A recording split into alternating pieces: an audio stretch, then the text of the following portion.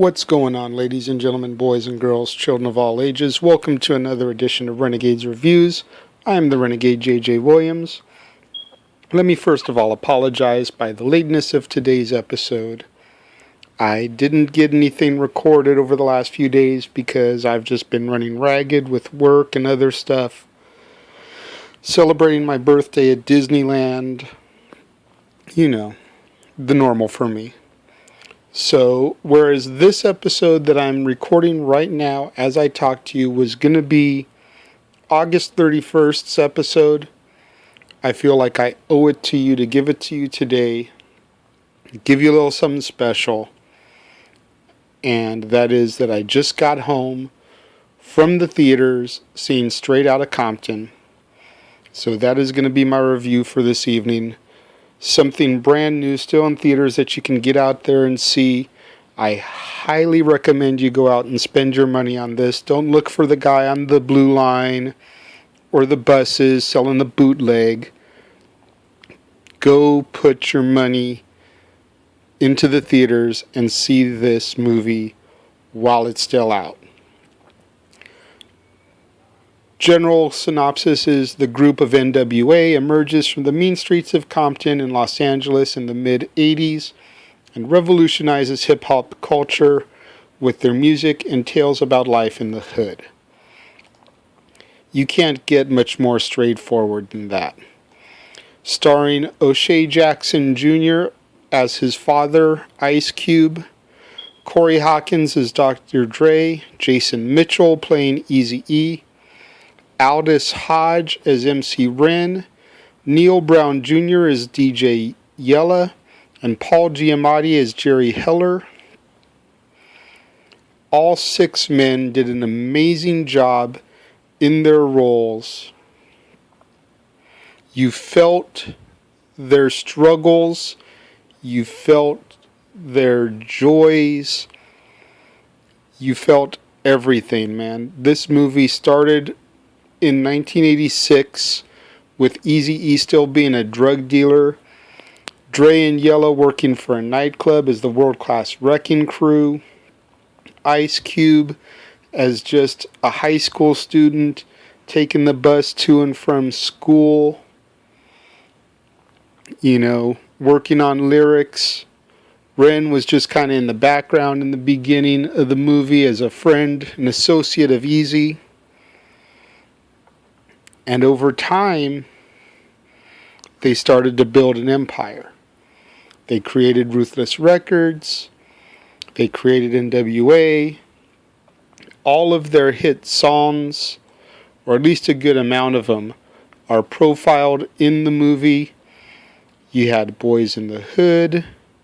You had Straight Outta Compton, of course. You had Fuck the Police. Gangsta Gangsta. What else did they have? They did a little bit of Deep Cover. When Snoop came into the picture and Dre broke off, they did No Vaseline. When Cube was dissing NWA after he had bounced, they did 100 Miles and Running.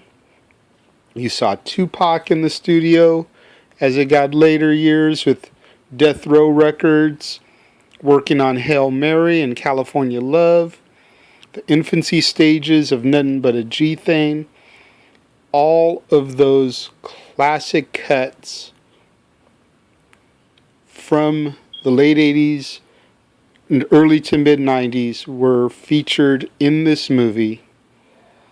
You had a great scene in a hotel with an NWA post-performance party where they worked in by Felicia, which of course first became famous in Ice Cube's Friday, and everybody has in recent months brought that back out in the mainstream and has taken on a life of its own. They worked that into the movie where a guy coming to find his girlfriend named Felicia comes knocking on the door.